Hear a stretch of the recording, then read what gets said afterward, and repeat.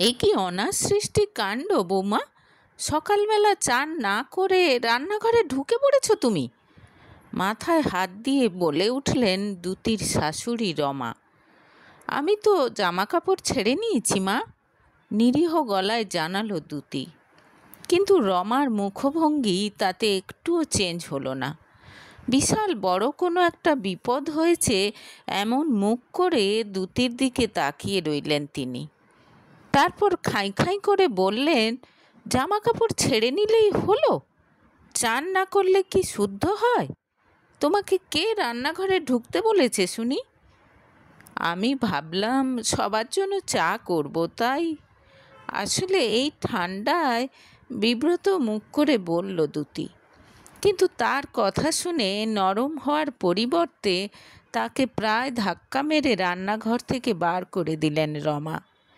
ভেতরে ভেতরে ভীষণ রাগ হয়ে গেল দ্যুতির। পুরো রাগটাই অবশ্য গিয়ে পড়ল হাজব্যান্ড অর্জুনের ওপর। একবার তো বলে দিতে পারতো, তাহলে সে সকাল সকাল উঠে চা করতে আসতো না। গুটি গুটি পায়ে শাশুড়ির সামনে থেকে সরে এলো দ্যুতি। সদ্য বিয়ে হয়েছে দ্যুতি আর অর্জুনের। গতকাল পর্যন্ত বাড়িতে আত্মীয় স্বজন ছিল। কাল বিকেলেই সবাই বিদায় নিয়েছে। আজ থেকে বাড়িতে শ্বশুর শাশুড়ি, দ্যুতি আর তার বর অর্জুন। দ্যুতি ভেবেছিল প্রথম দিনই সকালের চা জলখাবার বানিয়ে সবার মন জয় করে নেবে। অর্জুনও উৎসাহ দিয়েছিল তাকে, কিন্তু এরকম হবে সে ভাবেনি। যাই হোক, একদিক দিয়ে ভালোই হলো, ঠান্ডার মধ্যে কোনো কাজ করতে হলো না তাকে, মনে মনে ভাবল দ্যুতি। 2-3 দিন কেটে যাওয়ার পর দ্যুতি বুঝতে পারল তার শাশুড়ি অত্যন্ত শুচিবাই প্রকৃতির। চান করে না এলে রান্নাঘরের কোনো জিনিসেই হাত দিতে দেন না তিনি দ্যুতিকে। এদিকে চুপচাপ বসে থাকলেও চলবে না, কাজ করতে হবে, কিন্তু শাশুড়ির নির্দেশ মতো, শাশুড়ির নিয়ম মেনে। যেখানে যেটা রাখতে বলবেন সেখানে সেটা রাখতে হবে, না হলেই সেটা অশুদ্ধ হয়ে যাবে। ব্যাপারটা বেশ বিরক্তিকর হলেও সময়ের সঙ্গে সঙ্গে সব অ্যাডজাস্ট হয়ে যাবে ভেবে চুপ করে থাকলো দ্যুতি। দ্যুতি আর অর্জুন দুজনেই ব্রাহ্মণ পরিবারের। দুজনের পরিবারই সম্পূর্ণ নিরামিষাশী। তবে কলেজে পড়াকালীন হস্টেলে সব কিছু খেত দ্যুতি। তার মাও কখনো তাকে সে ব্যাপারে বাধা দেয়নি। আর বিয়ে ঠিক হওয়ার পর দ্যুতি বুঝেছে অর্জুনের মধ্যেও কোনো গোঁড়ামি নেই। বিয়ের আগে যে 2 দিন তাদের দেখা হয়েছিল, সেই 2 দিনই রেস্তোরাঁতে ননভেজ খেয়েছিল তারা। সপ্তাহখানেক কেটে যাওয়ার পর শ্বশুরবাড়িতে কেমন যেন হাঁপিয়ে উঠল দ্যুতি। শ্বশুর শাশুড়ির 1000 রকম নিয়ম। যেমন যত খিদেই পাক না কেন প্রার্থনা না করে খেতে পারবে না। খাওয়ার সময় কেউ কোনো কথা বলতে পারবে না। বাইরে খেতে যাওয়া যাবে না, সেসব খেলে নাকি শরীর খারাপ করবে। মুভি দেখা যাবে না, আজকালকার মুভি মনকে কেবল অশান্ত করে। এইসব নানা যুক্তি। দ্যুতি বিরক্তি প্রকাশ করায় একদিন তার জন্য লুকিয়ে চিকেন পকোড়া কিনে আনলো অর্জুন। রুমের দরজা বন্ধ করে তারা দুজনে মিলে সেগুলো খেয়ে নিল। আবার একদিন ফিশ ফ্রাই আর এগ রোল আনলো। দরজা বন্ধ করে সেসব খেতে খেতে দুজনেই হেসে গড়িয়ে পড়ল তারা।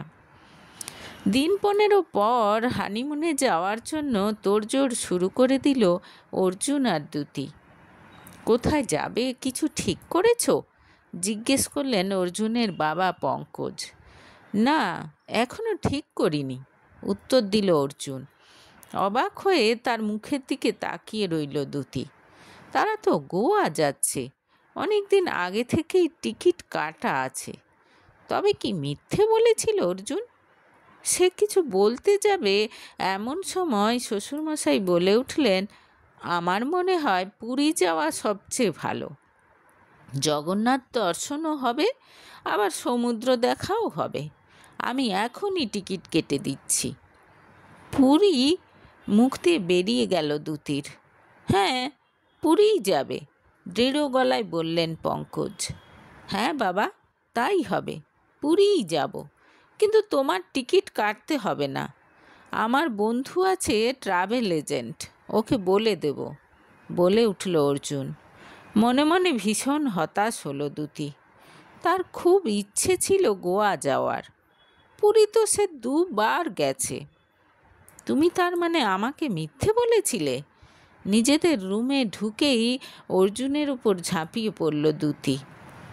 আরে না না, শান্ত হও, আমরা গোয়াই যাব।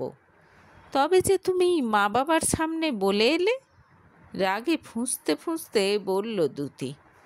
তাকে জড়িয়ে ধরে শান্ত করল অর্জুন এবং আশ্বাস দিল যে গোয়াই যাবে তারা। বাবা মায়ের মন রাখার জন্য সে ওরকম বলেছে। যথাসময়ে গোয়া থেকে ঘুরে এলো অর্জুন আর দ্যুতি, এবং অর্জুন কোথা থেকে যেন প্রসাদ এনে জগন্নাথের প্রসাদ বলে মা বাবাকে খাইয়ে দিল। খুব খুশি দ্যুতি। শুধু অর্জুনের কথা মতো কোথাও ফটো পোস্ট করতে পারছে না, এই যা দুঃখ। যদি কোনোভাবে শ্বশুর শাশুড়ি জেনে যায়। ধীরে ধীরে দ্যুতি বুঝতে পারল শ্বশুর শাশুড়ির এক্সপেকটেশন যেন বেড়েই যাচ্ছে। সেদিন তারা শপিংয়ে যাবে বলে বেরিয়েছে। একটা খুব স্টাইলিশ কুর্তি পরেছে দ্যুতি।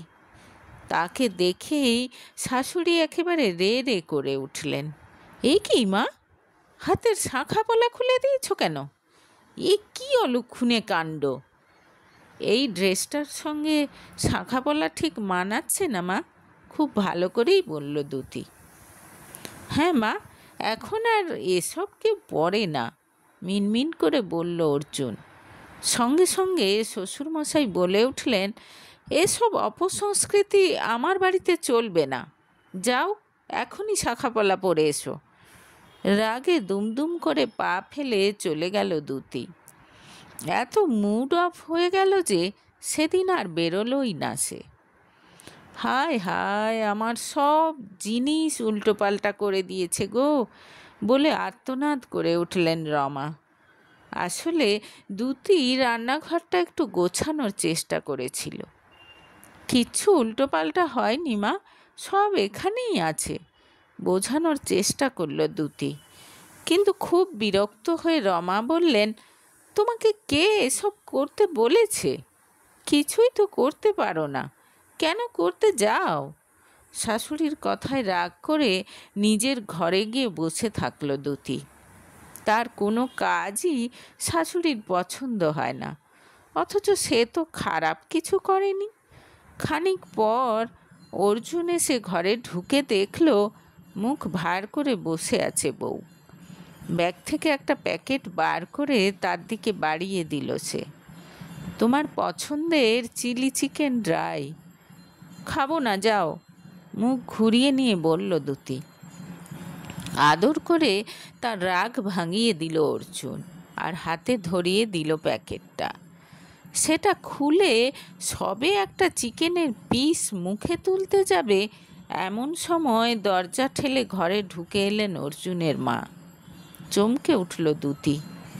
তোমার হাতে ওটা কি বৌমা? কি খাচ্ছ তুমি লুকিয়ে লুকিয়ে? বলে আর্তনাদ করে উঠলেন রমা। কিছুক্ষণের মধ্যে বাড়ির মধ্যে একেবারে দক্ষযজ্ঞ শুরু হয়ে গেল। ছেলে বৌমা লুকিয়ে লুকিয়ে বাড়িতে চিকেন খাচ্ছে দেখে রাগে একেবারে অগ্নিশর্মা হয়ে গেলেন অর্জুনের বাবা।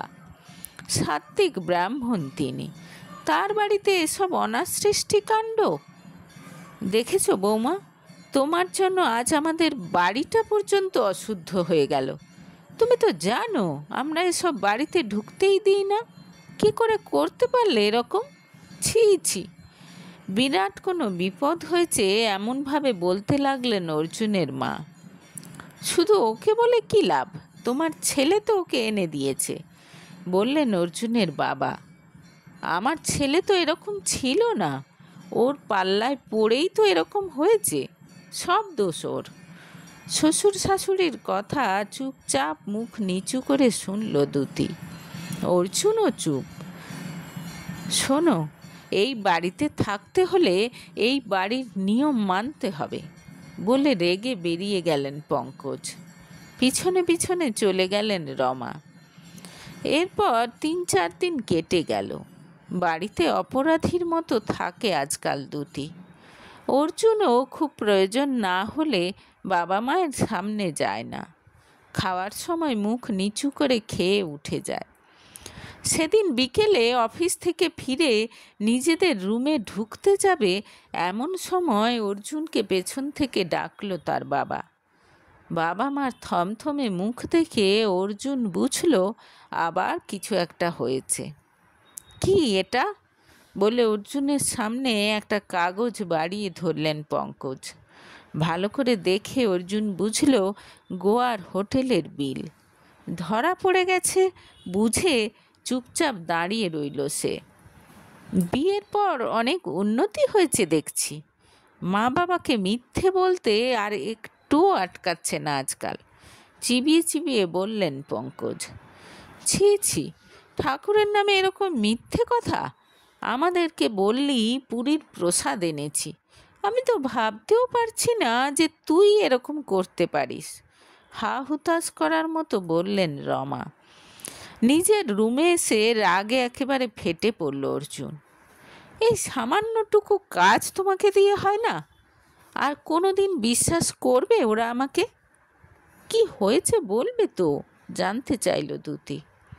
এক রাস বিরক্তি নিয়ে অর্জুন জানালো বেরিয়ে ফিরে এসে ব্যাকপ্যাকটা এতদিন বাইরে পড়ে আছে দেখে সেটা পরিষ্কার করে গোছাতে গিয়েছিলেন তার মা, আর তখনই ওই বিলটা পান তিনি। যা দেখে তারা বুঝে যান যে আদৌ পুরী যায়নি অর্জুন আর দুতি। দুতি যদি আগেই ব্যাগটা গুছিয়ে নিত তাহলে আর এরকম হতো না। এত কেয়ারলেস না তুমি? বিরক্তি দেখা গেল অর্জুনের চোখে মুখে। ও, এতদিন যখন আমাকে কথা শুনতে হতো তখন, আজ নিজের ওপর এসেছে বলে গায়ে লেগেছে? মুখ বাঁকিয়ে বলল দুতি। এরপর ঝগড়া লেগে গেল অর্জুন আর দুতির মধ্যে। রাতে মাকে ফোন করে কান্নাকাটি করল দুতি। মাও বললেন যে মিথ্যে বলা উচিত হয়নি তাদের।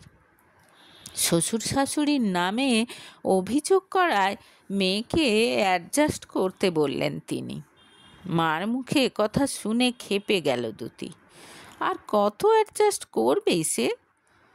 পরদিনই চান না করে রান্নাঘরে গিয়ে চা বানাতে শুরু করে দিল দুতি। আর সঙ্গে সঙ্গে তেড়ে এলেন রমা। বৌমা, চান করে এসো। না মা, এখন চান করব না, উত্তর দিল দুতি। তাহলে রান্নাঘর থেকে বেরো। দুমদুম করে পা ফেলে রান্নাঘর থেকে বেরিয়ে গেল দুতি। সোজা গিয়ে অর্জুনকে বলল, আমি এবার থেকে দোতলায় রান্না করব। আমার জন্য আলাদা কিচেন বানিয়ে দাও। মাথা খারাপ হয়েছে নাকি তোমার? এক বাড়িতে থেকে আলাদা কিচেন? লোকে জানলে কি বলবে? একেবারে আঁতকে উঠে বলল অর্জুন। দুতি বুঝে গেল তার পাশে কেউ নেই। পরদিন উঠোনে পায়চারি করতে করতে অর্জুনের বাবা দেখলেন ফুড ডেলিভারি বয় এসে ঢুকলো। প্রায় সঙ্গে সঙ্গে দুতি বেরিয়ে এসে তার হাত থেকে প্যাকেটটা নিল। কি আছে এতে? কড়া গলায় জিজ্ঞেস করলেন পঙ্কজ। খাবার। ভেজ না নন ভেজ? নন ভেজ, নির্বিকারভাবে উত্তর দিল দুতি। তার হাবভাব দেখে রাগে ফেটে পড়লেন পঙ্কজ। বললেন, আমার বাড়িতে এসব খাওয়া চলবে না। ঠিক আছে, আমি বাড়ির বাইরে গিয়ে খেয়ে আসছি বলে বাড়ি থেকে বেরিয়ে গেল দুতি। দেখে আর নিজেকে সামলে রাখতে পারলেন না পঙ্কজ। সঙ্গে সঙ্গে ফোন করলেন দুতির মাকে। কিছুক্ষণের মধ্যেই এসে পড়লেন দুতির মা। দুতিও ফিরে এসেছে। মেয়েকে কি শিক্ষা দিয়েছেন? বড়দের সামনে মিথ্যে কথা বলার? দুতির মাকে জিজ্ঞেস করলেন পঙ্কজ। এর আগে আমার বাড়িতে কখনো এরকম হয়নি। কত শান্তিতে ছিলাম আমরা। ওর সঙ্গে পড়ে আমার ছেলেও আমাদের মিথ্যে বলা শুরু করেছে, বললেন রমা। এবার আর চুপ করে থাকতে পারল না দ্যুতি। ঝগড়া করার ভঙ্গিতে বলে উঠল, তাই নাকি? আপনাদের ছেলে খুব সত্যিবাদী। জিজ্ঞেস করুন ওকে, কলেজে পড়ার সময় থেকেই ননভেজ খায় ও, আর আমার মায়ের শিক্ষা নিয়ে প্রশ্ন তুলছেন। আমার মা তো জানে যে আমি ননভেজ খাই। আমি যা করি আমার মাকে জানিয়েই করি। আপনাদের ছেলে তো আপনাদের লুকিয়ে লুকিয়ে সব করে। জিজ্ঞেস করুন ওকে। মাথা নিচু করে দাঁড়িয়ে থাকলো অর্জুন। থতমত খেয়ে গেলেন পঙ্কজ আর রমা। ছেলের মুখ দেখে তারা বুঝতে পারলেন যে বৌমা যা বলছে সত্যি বলছে। খানিকটা অপ্রস্তুত দেখালো তাদের। এগিয়ে এসে তখন দ্যুতির মা বললেন, ছেলের বিয়ের পর তাদের জীবনকে সব রকমভাবে নিয়ন্ত্রণ করতে যাবেন না দিদি। তাদেরকেও একটু নিজেদের মতো জীবনটা উপভোগ করতে দিন। সংসারটা যেমন আপনার তেমন তো দ্যুতিরও। ওকে সেটা অনুভব করতে দিন। সব কিছু যদি আপনার মনের মতো করতে হয় তাহলে তো কোনো দিন এটাকে নিজের সংসার ভাবতেই পারবে না ও। কিছুক্ষণ চুপচাপ থাকার পর নিজেদের ভুল স্বীকার করে নিলেন পঙ্কজ আর রমা। কথা দিলেন সংসারে দ্যুতিরও যে আলাদা একটা মতামত আছে সে ব্যাপারটা মাথায় রাখবেন তারা। আদর করে তার রাগও ভাঙিয়ে দিলেন শাশুড়ি মা। খুশি হয়ে শ্বশুরমশাইয়ের শর্ত মেনে নিল দ্যুতি। যতদিন না দোতলায় ননভেজ বানানোর কিচেন হচ্ছে, বাড়ির বাইরে গিয়েই ননভেজ খাবে সে। আর আমার ব্যাপারটা, আমিও যে ননভেজ খেতে পছন্দ করি, আমতা আমতা করে বলল অর্জুন। তার বলার ধরন দেখে হেসে উঠল সবাই।